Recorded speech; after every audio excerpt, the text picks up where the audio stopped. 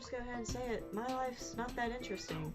I make animations, I draw, I study, play video games, kinda. I suck at them. But that's about it. You know, this story is not gonna be that interesting to the rest of you.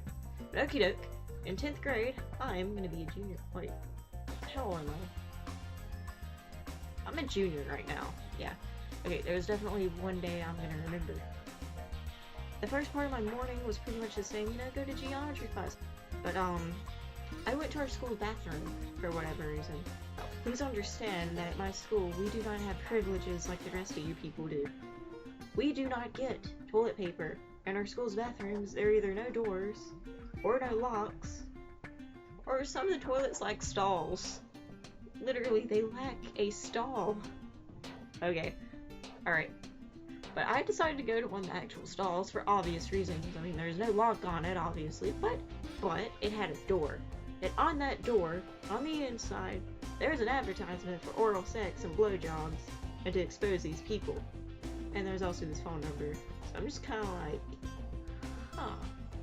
And so I go back to class, and I go up to my friend Chris, and I tell him that we need to go to our chemistry teacher and ask her why there is an ad for free blowjobs in the girls' bathrooms.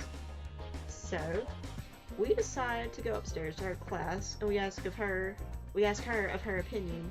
She says the girls who wrote that originally were either not very smart, and not thinking at all, or they were just homosexuals, you know? And I told Chris after that we should go and get the number and call it. So I go back downstairs to try and get the first number. Then I realize there's another number in there. And then the bell rings for class, and I can't get the second number. But, you know, geometry class, it goes by pretty quick. And that's our 1A class, yearbook. So we leave yearbook, and because we have that number, we decide to go to the chemistry teacher. Her class wasn't doing anything. It's a 1A block. It's only, like, half an hour. But we went up to her, and we told her we were going to call the number. So Chris pulls out his phone and calls the number, but it had been disconnected. And our teacher just looks at the number, and she goes, "Oh, that's the Coffeeville number." And according to students at our school, all the not-so-decent sexually active kids live in Coffeeville. That's probably like half an hour from where I live. But, you know. And then I tell about the other number, and Chris and I decided to leave the class to go get the other number so we can try to call it. See if anybody likes it. Okay, and then I see my friend Faith. Faith is pretty cool, but she always has to use the bathroom every day. She always has to pee. But we decided to go to the bathroom together because it's a girl thing. Hermione got attacked by a troll before because she went to the bathroom by herself. That is a fact. But anyways. We go back to the bathroom, and then I see it's the same exact number.